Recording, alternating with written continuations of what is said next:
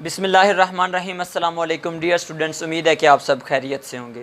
Dear students, आज हम start करते हैं first year physics chapter number 9 का topic interference through thin film.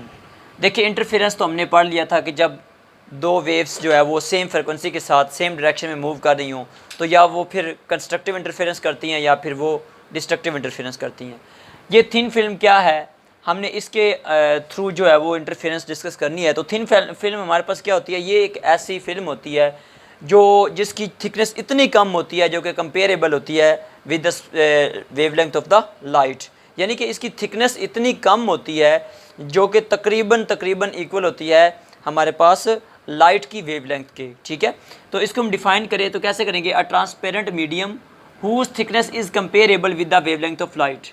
यानी ये एक ट्रांसपेरेंट मीडियम होता है, यानी कि ट्रांसपेरेंट मीडियम जिसमें से लाइट पास कर सकती है, जिसकी जो थिकनेस है वो इक्वल होती है whose thickness is comparable with the wavelength of light. ठीक है, अब इसमें होता क्या है कि हमने देखा हुआ है, हम अपनी डेली लाइफ के अंदर ऑब्जर्वेशंस देखते हैं कि हमारे पास जो है वो अगर रोड के ऊपर अगर ऑयल जो है वो गिर जाए तो हम देखते हैं कि उसके ऊपर एक कलर्ड सा पैटर्न बन जाता है। ठीक है, इसी तरह हम सोप बबल में देखते हैं, उसमें भी जो डिफरेंट कलर्स का हमें एक पैटर्न नज़र आ रहा होता है। बेसिकली इसी तरह जो है वो हमारे पास जो कुछ जो है वो बर्ड्स होते हैं उनमें भी आपको नज़र आता है कि कुछ कलर का पैटर्न हमें मिल रहा होता है। तो बेसिकली वो सारा इंटरफेरेंस पैटर्न मिल रहा होता है। ठीक है, और उसमें जो है वो हमारे पास थिन फिल्म के थ्रू इंटरफेरेंस पैटर्न मिल रहा होता है, जिसकी वजह से हमें डिफरेंट कलर्स मिल रहे होते हैं।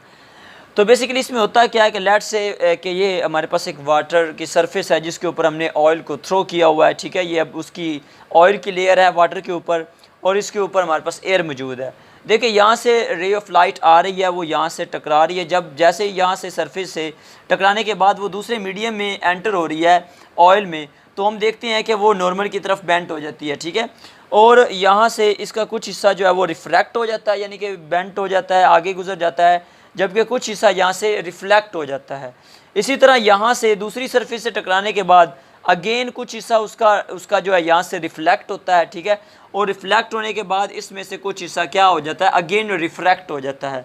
अब ये वाला पार्ट जो है वो ये रिफ्रैक्टेड पार्ट है और ये रिफ्लेक्टेड पार्ट है, क्योंकि ये रिफ्लेक्ट हुआ था जबकि ये रिफ्रैक्ट हुआ है।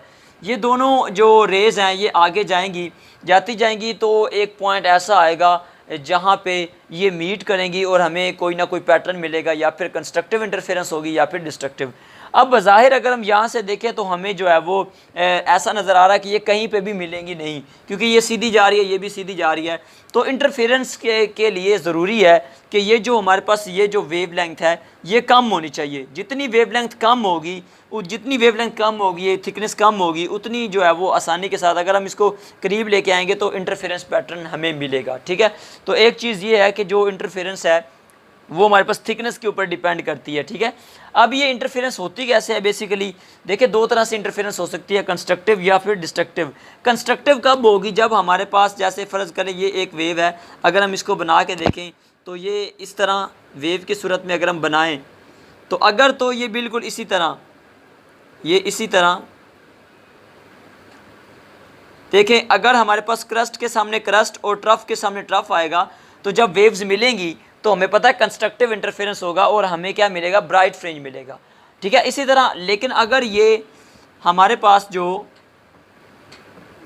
इस तरह वेव्स जा रही हों कि एक के सामने दूसरे का क्रस्ट, ये देखें, अब देखें एक के क्रस्ट के सामने दूसरे का ट्रफ आ रहा है, एक के ट्रफ के सामने दूसरे का क्रस्ट आ रहा है, तो इस सूरत में डिस्ट्रक्टिव इंटरफेरेंस होगी और हमें जो है वो डार्क जो बैंड्स मिलेंगे। ठीक है, लेकिन अब देखें इंटरफेरेंस जो हम देखते हैं सोप बबल्स के अंदर, या जो हम रोड के ऊपर जो ऑयल जब गिर जाता है तो हम देखते हैं डिफरेंट कलर का पैटर्न जो हमें नज़र आ रहा होता है, उसमें डिफरेंट कलर्स क्यों होते हैं। अब देखें, जो हमने लाइट अगर हम यूज़ करते हैं मोनोक्रोमेटिक लाइट, यानी कि जिसकी वेवलेंथ सेम हो, एक वेवलेंथ हो, जिसकी एक कलर हो, मोनोक्रोमेटिक लाइट, तो उसमें तो हमें डार्क और ब्राइट फ्रिंजेस मिलेंगे। लेकिन हमारे पास ये जो डिफरेंट कलर्स नज़र आ रहे होते हैं ये हमारे पास मोनोक्रोमेटिक लाइट नहीं होती, बल्कि हमारे पास लाइट होती है वाइट लाइट, जिसके 7 कम्बिनेशंस ऑफ कलर्स होते हैं। जब ये वाइट लाइट जो सरफेस के ऊपर फॉल करती है और जब ये इंटरफेरेंस करती है, यानी कि अगर ये जो है वो वाटर की सरफेस के ऊपर ऑयल है और इसकी डिफरेंट थिकनेस है। अगर डिफरेंट थिकनेस होगी तो डिफरेंट कलर्स जब आके इंटरफेरेंस करेंगे डिफरेंट थिकनेस के साथ, तो हमें जो है वो डिफरेंट कलर्स के क्या मिलेंगे, यानी कि हमें फ़र्ज़ करें वाइट लाइट है उसमें 7 कलर्स हैं, जब वो यहाँ से आके टकराएगी तो जब वो डिफरेंट थिकनेस के साथ टकराएगी डिफरेंट एंगल्स के ऊपर, तो हमें जो इंटरफेरेंस पैटर्न मिलेंगे वो डिफरेंट कलर्स के मिलेंगे। ठीक है, तो इसमें जो हमारे पास ये पाथ डिफरेंस ये वाला है, ये जो पाथ डिफरेंस आ रहा है हमारे पास, अगर तो पाथ डिफरेंस हमारे पास अगर हमारे पास n लैम्डा हो, पाथ डिफरेंस n लैम्डा हो, तो हमें पता है कि जो कंस्ट्रक्टिव इंटरफेरेंस मिलती है। लेकिन अगर हमारे पास path difference n plus 1/2 lambda हो तो हमारे पास डिस्ट्रक्टिव इंटरफेरेंस होती है। और ये पाथ डिफरेंस डिपेंड किस पे करता है, पाथ डिफरेंस किस पे डिपेंड करता है, नंबर 1 तो थिकनेस के ऊपर डिपेंड करता है। मैंने आपको बताया जितनी थिकनेस कम होगी उतना हमें जो अच्छा पैटर्न मिलेगा। ठीक है, इसी तरह नेचर ऑफ द मीडियम पे भी डिपेंड करती है, क्योंकि हर एक का रिफ्रैक्टिव इंडेक्स डिफरेंट होता है।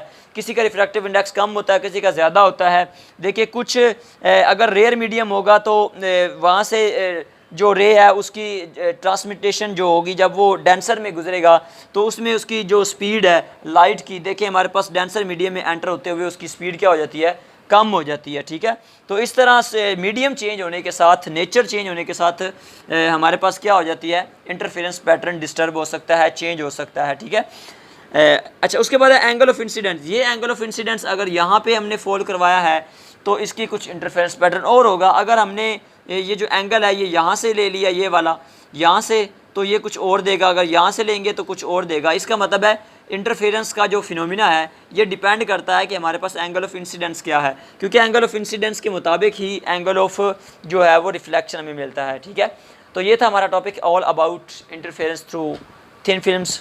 उम्मीद है कि आपको अच्छी तरह से समझ आ गया होगा। अगर कोई क्वेश्चन हो तो लाजमी पूछे कमेंट बॉक्स में। अपना बहुत बहुत ख्याल रखिएगा। अल्लाह हाफिज़।